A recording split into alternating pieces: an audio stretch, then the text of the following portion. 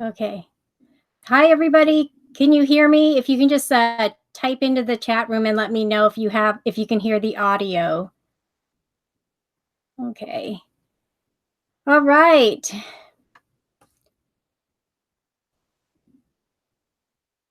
Is this working? Okay, great. Thank you. Welcome back to Office Hours. If you're joining us for the first time, my name is Sandra Gonzalez, and I'm the instructor for the online course. So congratulations on making it to week three. The course officially ends on Thursday, but you have until Sunday midnight Eastern Standard Time to get the rest of your assignments in, okay? If you are really struggling, please reach out to me and don't wait until the last day. And don't forget to get your business owner profiles done too. I'll send out more information about everything tomorrow, okay? All right. All right, we're going to go ahead and get started. Let me go ahead and share my screen. Today is going to follow the exact same format as last week. We're going to spend the first 45 minutes on the YouTube live stream, and then we're going to end and move over to the Zoom platform. So just make sure you have that email handy with the link. And this session is being recorded for the benefit of your classmates. The session on Zoom is not recorded, so that one we have a lot of participation just because it is private, and it's an opportunity for you to get questions about your venture answered in a confidential environment. Okay, so I'm going to go ahead and share my screen. I'm going to review a lot of the concepts that you learned, and then I'm going to answer your questions. Okay, give me 1 second to find the right button.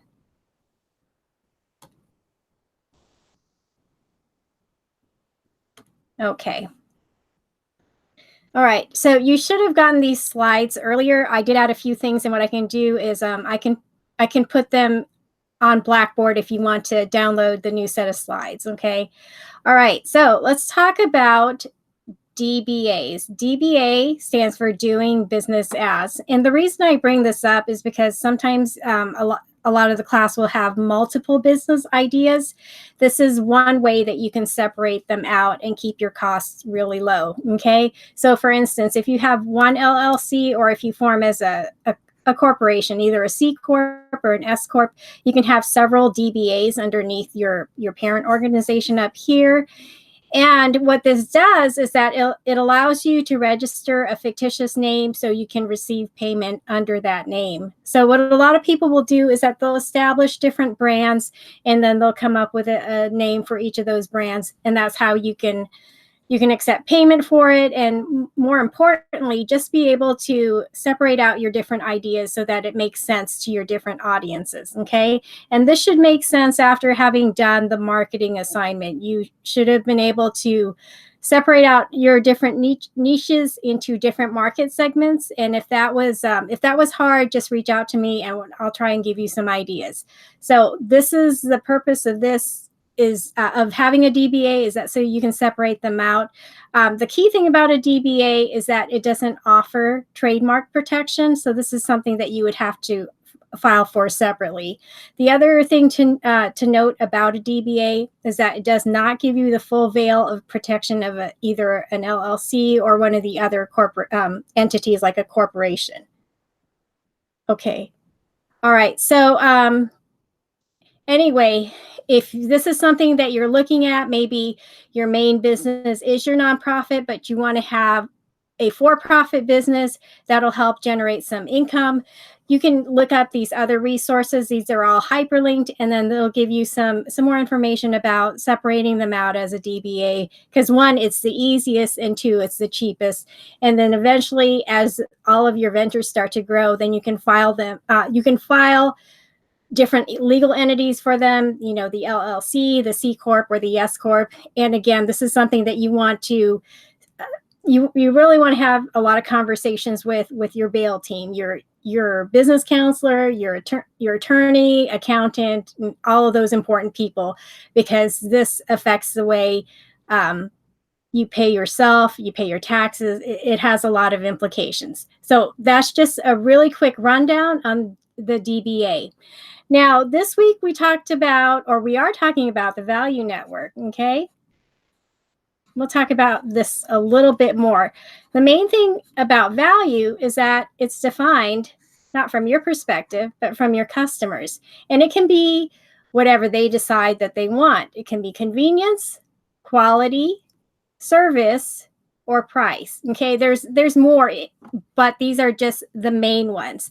So it's whatever your customer wants is how you're going to define your value, and then you're going to add those value added activities. Okay, so let's make this a little bit more tangible.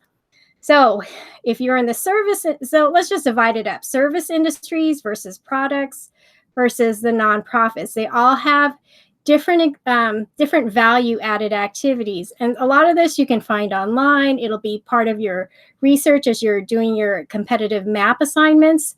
So let's break it down. If you're in the service industry, what people are really willing to pay for, or that value added activity that you offer, is usually a high degree of professionalism. So these are your consulting firms, your professionals, your professional firms, to include your attorneys and your physicians. Okay, so that's the value added activity for you.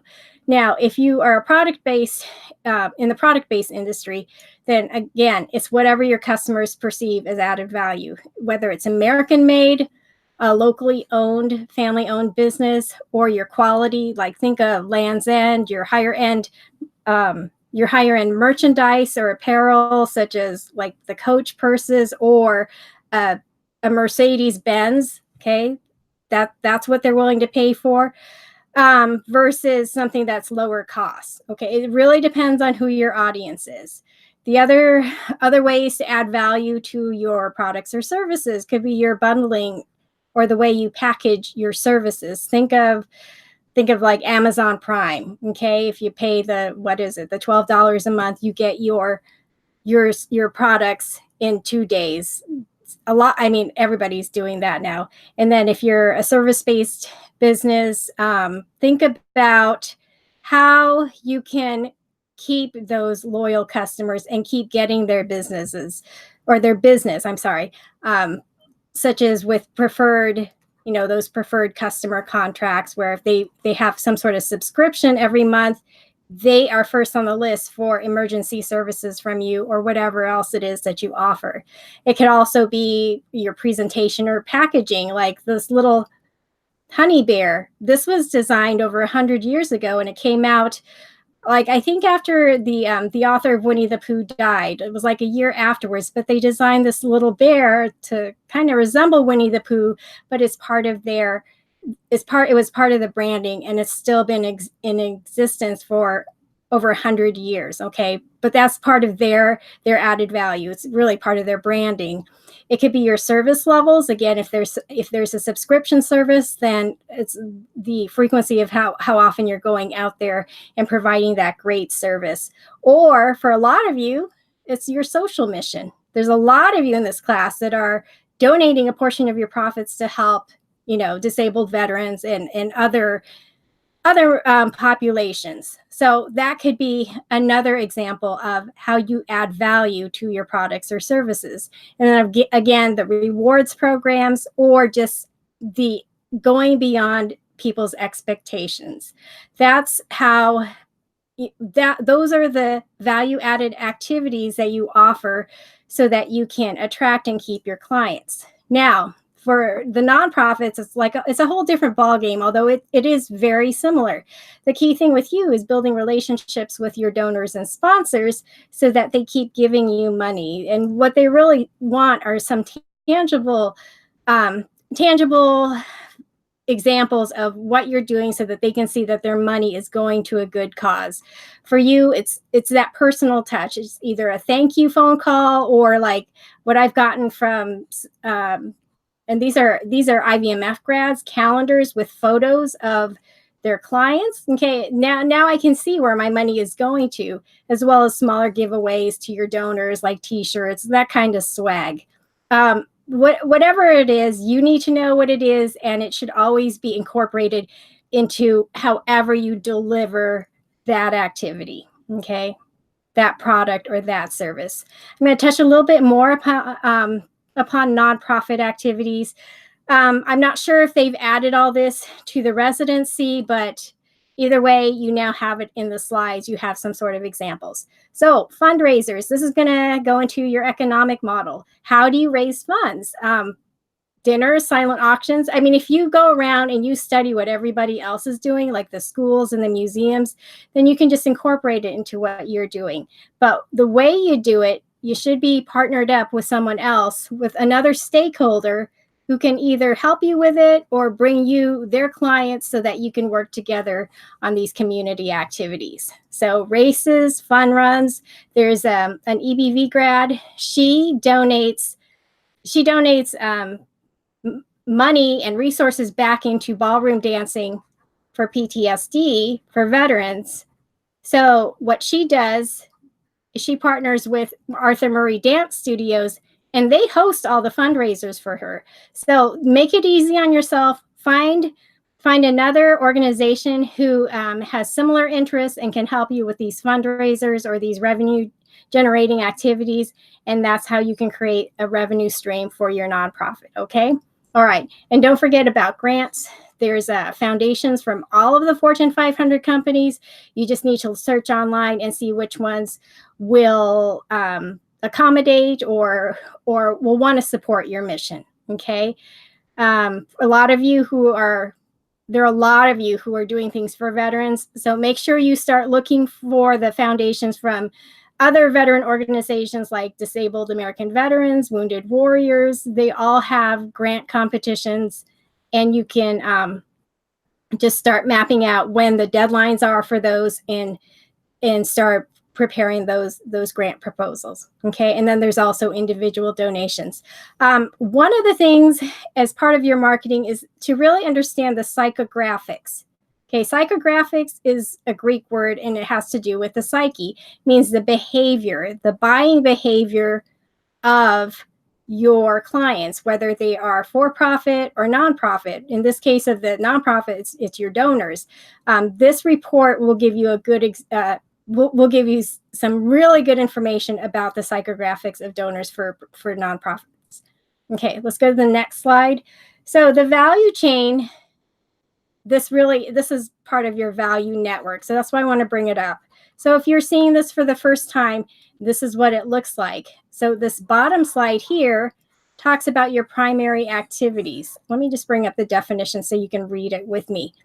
The value chain is a set of activities that delivers value to your customers, and it's where your competitive advantage resides. So that's why we were talking earlier about added value. So now you can see it when you start to look at or develop your own value chain, and you can find a blank value chain online and just print it out and start figuring out what it is that you offer in terms of value and where in this chain does it reside. So the bottom part is your primary activities. All of these activities right here affect how you deliver your product or service. Okay, that's why it's primary, because some aspect of it has an impact on that actual product or service. Now, up here are your supporting activities. They don't necessarily have a direct impact on how you deliver those products or services, but you'll see in the next slide how it does touch upon it. They're still necessary, although they are not the primary activity. Okay. This was designed for the manufacturing industry, but if you look up a value chain for your industry, there should be one that's been redesigned for almost every industry out there, okay? All right, so parts of the value chain, this will be different for each industry. Your inbound logistics, like how you get your stuff in, how you put it together, this is all operations. How you deliver it, okay, shipment, delivery, how you take in orders. It really depends on what your industry is, as well as your marketing and sales, okay? And then the final thing is customer service. And remember, 80% of your repeat business comes from 20% of your clients. Okay, you'll hear this again at EBV. So it's going to be really important for you to continue to add value to these people down here. All right, let's go to the next slide. All right, let's talk about Starbucks. One of their added value, or one of their value proposition is customer service, right? You just did that homework assignment. It's about creating that unique experience, like you're back in Europe in one of those cafes. So that is their value proposition. It's how they differ from everybody else, is their customer service. But in order for them to deliver that great customer service, and again, that all depends on which Starbucks you go to, it's all created, or there's a big focus on training. So in training, you'll see it in the next slide. They focus heavily on training to deliver ultimate customer service, which is a strong competitive advantage for them. So this yields to healthy returns. So this is how it all fits in together. So if this is your value chain, and again, this is Starbucks example. So under human resources, they focus heavily on training so that they can deliver that great customer service. This is how this works. Now, if you were Chick-fil-A or another business, I'm going to focus on Chick-fil-A. I don't know how they manage their operations so well. So for them, their training would be here, because when I go to their restaurants, they have very little waste. Everything is just so efficient. Like, how does that happen? And it's somewhere in their supporting activities, they're training everybody. And it's not just training, it's just the way they operate everything, so that there's little waste. People are in and out really quickly, especially at an airport Chick-fil-A, and you're still receiving superior customer service. So use this example to think about how you are adding value to your products and services. Okay, niche, market segments. These are groups of individuals who self-identify in various categories. So again, we're all military. I'm just going to cross this out here. This one was designed for VWise. We're all veterpreneurs. If you can't figure out who your niche is, or your different market segments, especially for different product-based industries, a lot of them will use the generational differences, the millennials, the baby boomers, etc. The other way to do it is just to break it up based on your products or services. They'll do different categories of them. Okay, it's just a way to be able to identify what people are looking for in each of your different products or services. Okay, so, but the main thing is you need to be able to break it down, because you're going to market to each of them differently. So like, even under travelers, you have adventure seekers, wellness, business travelers, leisure travelers. Like, how would you market to each of these different segments? Same thing for all of you service-based businesses. A lot of you are marketing to the government, but there's also, there's also the commercial sector. Then you also have your municipal agencies, schools, all of that. Like, how do you find these people? That's the big question. And if somebody knew, once you figured it out, you're going to be everybody's favorite person. That's why this is so difficult, and you have to narrow this down. You can't just market to everybody. Okay, good. Let's keep going. BAIL team. It's an acronym. Most of you know this, but I just want to review this in case you're hearing this for the first time. Your BAIL team is your banker, accountant, insurance agent, and lawyer. You should be able to list them by name, not just by company, but by name. It should be an actual person that you are talking to. This is something that does go into your business plan. And these are people that you need to be talking to regularly as you're making these important decisions, because everything affects both your personal and your business finances. All right. Okay. And I mentioned this, and it's not to insult your intelligence, but for those of you who are hearing all this for the first time, this is new. So I just want to make sure you're understanding what you're reading. Okay, I'm going to talk about this really quickly so that I can get to any questions that you may have. This came up in the last class, which was actually for VWise, like, how do you write a grant? This is, you could probably use the same thing for any proposal. It's the 5 W's: who, what, why, where, and when. If you are applying for a grant, and there are opportunities on grants.gov, even for-profit companies, there's not always a set grant template. They just tell you general requirements. So if you can answer these questions, and a lot of it goes back to your research, then that should be good enough for whatever they're looking for their grant. So go back to your market research. Who are these people? How many are you going to serve? Okay, and what is the dollar value that you're bringing up? Okay. Then the management team. A lot of these agencies who are writing these grants, they are risk averse. So even if you don't have a business yet, I know some of you are looking to grow really big. It is important to start doing little projects together so you can grow this management team with different organizations. Okay, so maybe in your area, I'm trying to think. Maybe you want to do something with Voc Rehab. There's like 3 of you doing things with veterans. Voc Rehab, workforce development, the VA. Okay, those are those are stakeholders that you should be partnering with to put on programs and then eventually apply for bigger and bigger grants. Because once you've performed the work successfully for one grant, you are already set up for receiving more. Okay, that's because everybody is risk averse. What are your program goals? The main thing about this is how much money is this one participant receiving for your program, either your training program, your holistic health program.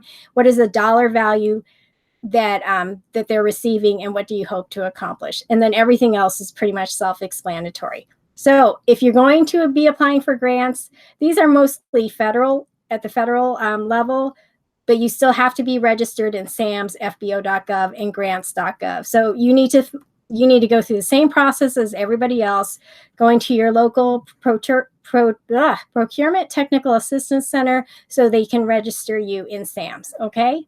All right. So this is quite a process. It's not going to happen overnight. Just hold on to these notes, keep making your lists so that you have a timeline of what you need to get accomplished and in whatever order it needs to get done.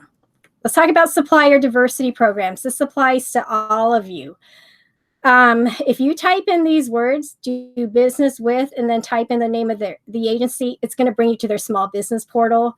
For Walmart, it looks like this. And then you can request 10-minute meetings, really short meetings with their representative. Some of them will have it broken down to service-based companies versus product-based companies, and then you can pitch your idea or your venture, okay? The main thing is to share how you offer value, because that's what they want to know. Well, what makes you different and unique? And that's why you've gone through those exercises of who do you serve, what is your added value, and this and that. Now you can actually state it, and if it's still unclear, test it out on your classmates when you get to EBV soon, okay? And then they can help you with that. Clearly, you want to show that, especially for the service-based businesses, that you have that level of expertise and that you offer that exceptional service that they're looking for. Okay, there are IVMF students who have their products in Whole Foods, Walmart, Sam's, Petco. So there's the potential is out there, and you have a great network. Okay.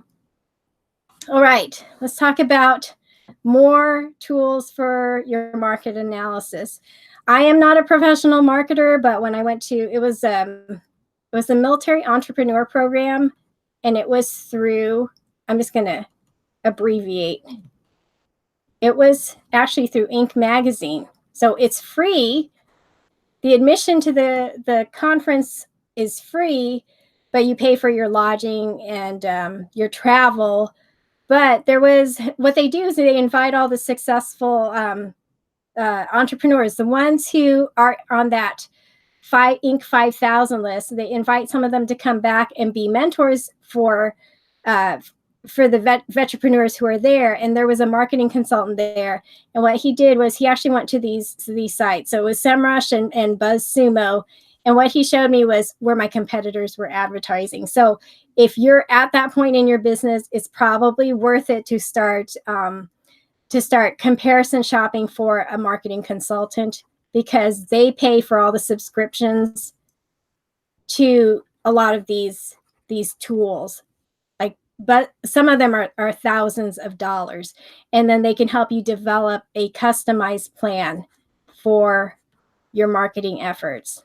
Okay, you're going to have to ask around, because there's a lot out there, and it's hard to know who's good and are you going to get your money's worth from them helping you out. Social media analytics, those are also a really good source of just market research, just because it gives you the numbers. What are people looking for when they're going online trying to find your product or service? Okay, and it's really about solving their customer pain. HubSpot, and I'm going to show you this in a minute. They have a ton of templates that will help you start to aggregate and to analyze this data that you're pulling from all these different websites.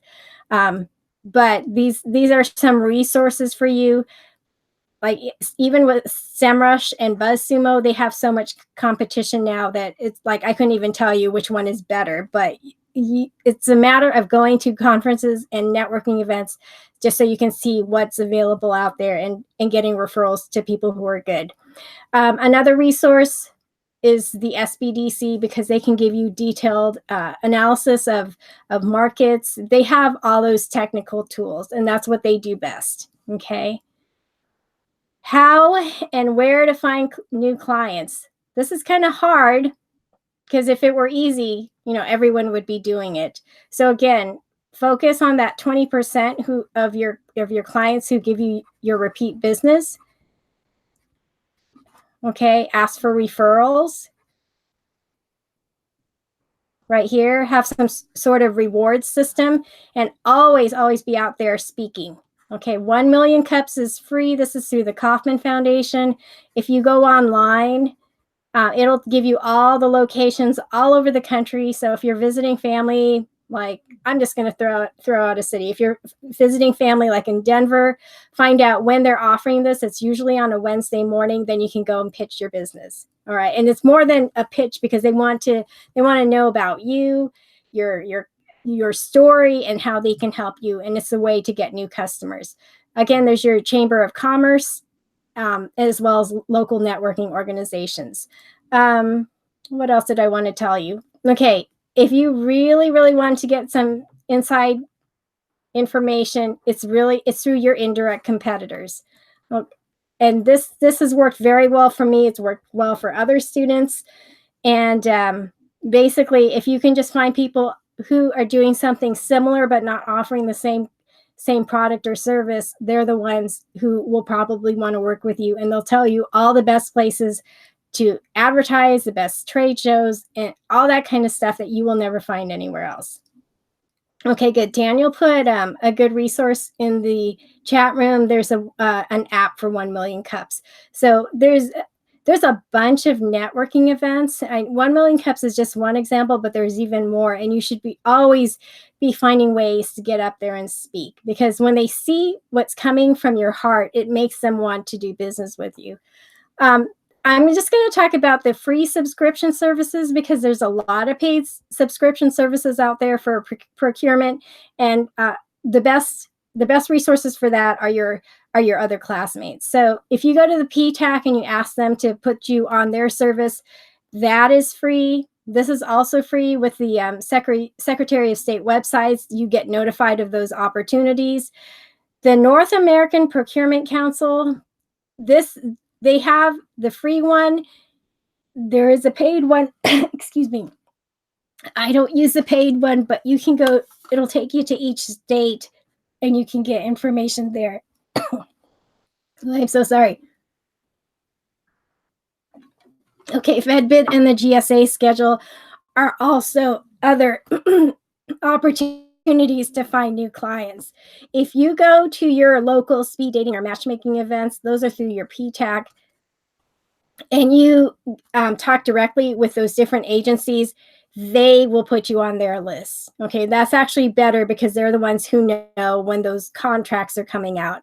And then another thing that I've seen people do is when they go to FBO and they research those opportunities, they actually reach out to Prime and other subcontractors, and that's how they get those opportunities as well. All right. So all of this stuff here, this is from HubSpot. Okay, this is like 3 or 4 pages worth of information. Really good information if you're doing procurement.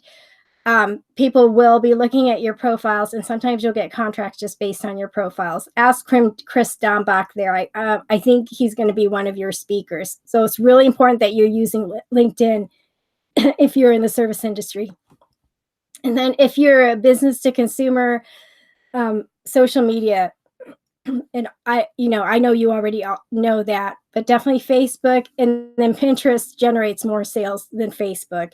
And this is all from HubSpot. So if you're going to if you subscribe to their newsletter and you click on their downloads, you'll get all these templates and a lot of information, but you will also get called by one of their salespeople. And then we talked briefly about marketing consultants, and there's all sorts of customer resource management software programs out there. Just some of them have programs with the military. Just ask around and see what people in your industry are using. That's the best information I can give you. Okay, let me get rid of this. Okay, so those are my slides. Let me stop sharing. Okay. What questions do you all have? And what I can do is I'm going to post the invite right here in the chat room. All I ask is that when you do come on, to just turn off your microphone if you're not speaking. We have about 15 minutes on the live stream before we move over to Zoom. So what kind of questions can I answer for all of you?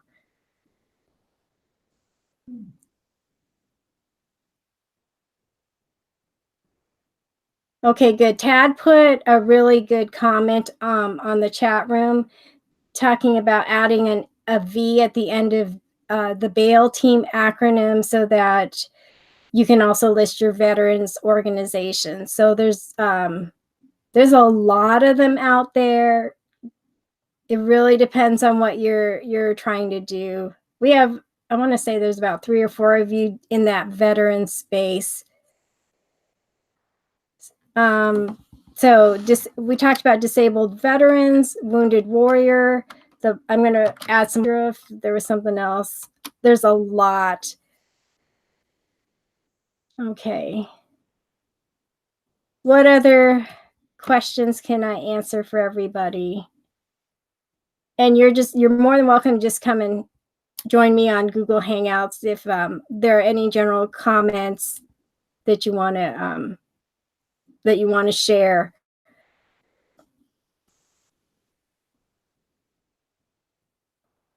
Is anyone in the media industry or have resources to share? Okay, the media industry.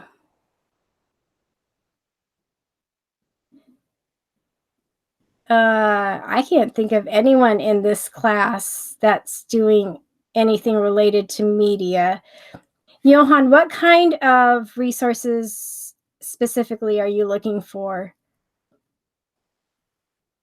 Are you talking about social media? That kind of stuff? Okay, and while he's typing the answer to his question, I'm going to answer Tad's. Crunchbase, let me go ahead and share that. Oh, okay, business plans. There's a lot of resources for business plans. Crunchbase kind of ties in with that. So for business plans, sbdcnet.org. Oh, really? Oh, that's right. That is really exciting. Wow. Oh, yours is for the Spanish community, right? There's a lot of resources out there for business plans. I'm going to type it in sbdcnet.org, as well as B plans and M plans have a lot of templates, as well as SCORE. Yeah. Wow. Okay, that's exciting. A podcast network where you are, getting to interact with a lot of people. You all should be talking with him. Just it's just a nice way to just get that experience with public speaking, being really comfortable talking about your business, and then hopefully it will lead to other opportunities later on. Now let's talk about Crunchbase. Let me go ahead and share my screen again. Okay, so Crunchbase, and I actually put it in here. It is over here. All right. This is what investors use to research new companies. So, and for some of you who are trying to scale, this actually would be this would be a good resource for you. So, what they use it for is to find information about new companies, like how many funds have they received, have they been acquired, or I mean, have they acquired other companies? So, some of you service-based companies who are trying to grow, maybe for you acquisitions are in your future because now you're buying an established company and maybe merging some of your products and services that way with your name or keeping their name, kind of like LinkedIn and lynda.com. She's kept her name, but it is a LinkedIn company, so because everyone who knows that brand is very comfortable with that brand. So that's what Crunchbase does. I had mentioned it for your market research because there's a lot of things that you won't find online about privately held companies. You know what? Like I'm thinking about Camille and Jennifer because maybe at some point, if you're trying to raise funds for your app development, this is where you could actually investors can look for you. Actually, the other place where investors can look for you is Startup Compete. Okay, and this is a Kauffman Foundation. I don't want to say company, but it's part of their organization somehow. Okay. What was the other question? So that's basically what Crunchbase is. And Tad, I hope that answers your question. But if you're trying to find hard to find information about companies, this is where you would find it. Okay, this is where investors go, and they have different pricing and different solutions. Right here, for your needs, it would be under market research. Okay, all right. Okay, what else? Information on Camille's question. What was Camille's question? Where is it on here? Can somebody type it back in? Okay, we will learn how to navigate the paperwork of becoming.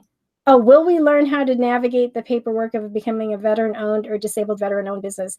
I want to say that Deanna's bringing in some SBA folks to talk about the certification process.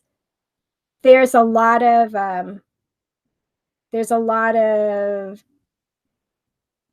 yeah, there's a lot of resources for that, and it's honestly that content is really dry. But yes, I think that's going to be at the residency, and there will be more opportunities for that at numerous conferences. There's where did I go? Oh, it was Bunker Labs, I think. Bunker Labs has this. The SBA has a lot of this, as well as your local PTAC. They'll talk about that whole certification versus self-certification, and it's just becoming more involved now. Okay, what else? Hartnell, I am looking for opportunities to register as a subcontractor on government contracts with other large businesses. Good, very good. So what I forgot to show you, let's go ahead and do that now. On FBO, if you type that in, if you go to those specific contracts that you're interested in, and then you can reach out to those prime contractors, or I thought there was even a place there where you could be added to those opportunities, and then you can reach out directly to those prime contractors. Yes, but that's how a lot of people do that. So Ariba is for the commercial marketplace. IVMF used to have a partnership with them. I don't know if they still have it. So what happened was they allowed us to register with Ariba, and then when opportunities would come our way, all you would do is pay for a minimal cost to actually view the opportunity, but you don't have to pay for the membership. But just write this down, and then you can ask Deanna when you get to Syracuse. When is it? Next week or so? But this is for the commercial marketplace, and just keep in mind that all the Fortune 500 companies also have set-asides, just like the government agencies. So that's why you want to look into doing business with them, because it's another opportunity for more revenue. The sales cycle with some of these bigger companies is really long, but once you're in and you have a good relationship and a good track record with them, you will have a loyal client. Okay. What else did I want to talk about? Okay, so this Unison, this is it used to be FedBid. It's like the Pinterest for government contracting, where you actually post your company and your services, and now it's changed to Unison. But anyway, this and the GSA schedule is where you can put your information so people can find you. Okay, so this other than FBO, where you're looking for contracts, now people with certain with contracts who want to find people or companies with certain skill sets, this is where they can find you.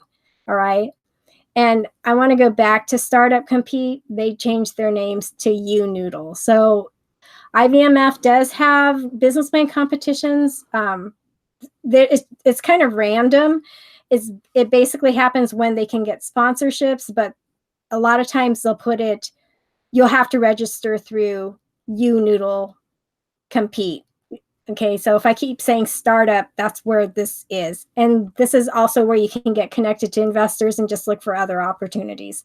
Let me go ahead and close these out. So I hope I've answered your questions so far about just these different resources. Let me go back to this. We talked about doing business as, right? Okay, so here are some of the reasons you want to, I know I'm backtracking, why you would want to create a DBA. One, because it helps you to narrow down your focus with your marketing efforts. So this is Kellogg's. So, and even though these are actually different products, they're different brands, but you wouldn't market Fruit Loops to somebody who's on a diet, right? So that's why they have all sorts of different products. One, it mitigates their risks. Two, it also allows them to iterate their products and services to meet the needs of their customers. All right. Okay. The other example I wanted to use, which I forgot to reference when I had the slides, this is the advantage of having either a DBA or eventually several different companies, because you have that veil of protection. So Hilton, all the hotels, oh my goodness, car dealers, this protects each of their different companies. And this is why you want to be able to control your messaging so that you can meet the needs of each of these different market segments. Okay, I'm also going to talk a little bit about the sales funnel. This is actually what it looks like. It's a funnel. So, and you can watch this video on your own later. This one, I know Alex Fender well. This is his company, Funnel Science. The reason I'm talking about his company is, one, it has the video, so it can explain it. It can explain this whole process a little bit. But two, what's unique about his company is that they do artificial intelligence. So what happens is when they put their software on your website, they analyze how people are looking at it, like what buttons are they pushing, how long are they on your website, what is it that they're looking for, and then they use that software to be able to get your clients to buy from you. Like they analyze the entire buying behavior of your clients, and they've done really well. Okay, so anyway, this is, if you're hearing this for the first time, this is a sales funnel, and then you can watch the video on your own and try and make sense of it. Let's talk about finding customers. If you type in doing business with your state, it'll bring you up to that portal, and then you can actually register to do business with the state, and then you can put in your industry. So remember when we talked about the NAICS codes, it's going to have you put those in there too, and then you automatically get notifications when stuff comes up. All right, this part is all free, And then we talked about being a supplier for the bigger companies, the Fortune 500 companies.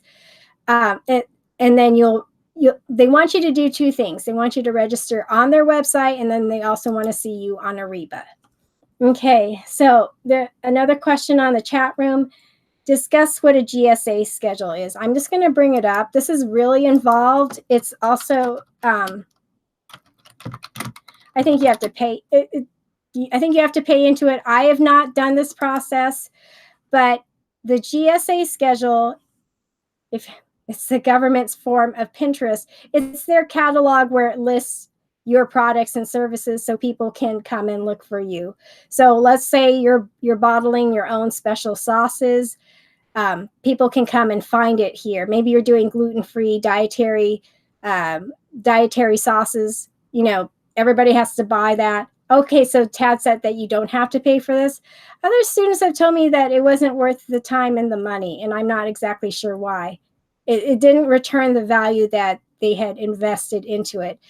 But basically, when companies are looking for certain products and services, they can look for you on here, especially if you have something of value that they need. And dietary restrictions are big now. Okay, yes, and as Tad has mentioned, it is a prearranged contract. I know I haven't gotten to this yet. You have to be able to list all your products and services and your pricing, and a lot of our stuff isn't done yet. Okay, so some of you, this would actually be a good thing. So yeah, even I want to say the Quick Fetch, our storage people, this would be good for you guys, as well as Tad, all of our professional services, and then the two gyms for kids. I would even do the state for the two that are doing sports for kids, because that's a contract opportunity. All right, good questions. Oh, you know what? We're supposed to be on Zoom. Are there any more questions for YouTube before we move to the other platform? Okay, let me stop sharing my screen really quick. Okay, all right.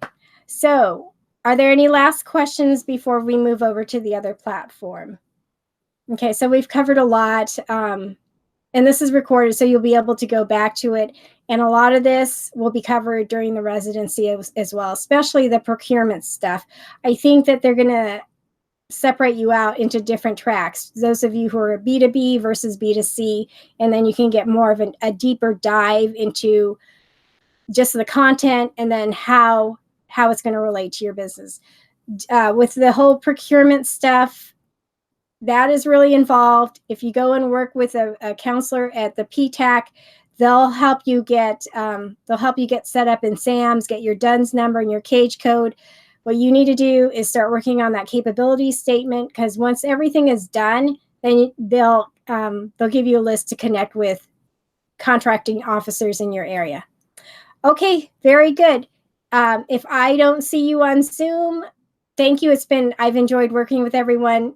I will not be at Syracuse, but I do want to wish you all the best, and just to let you know how much I've enjoyed working with everyone. Okay, so this is it. Please move over to Zoom, and hopefully I'll see you all there. Take care.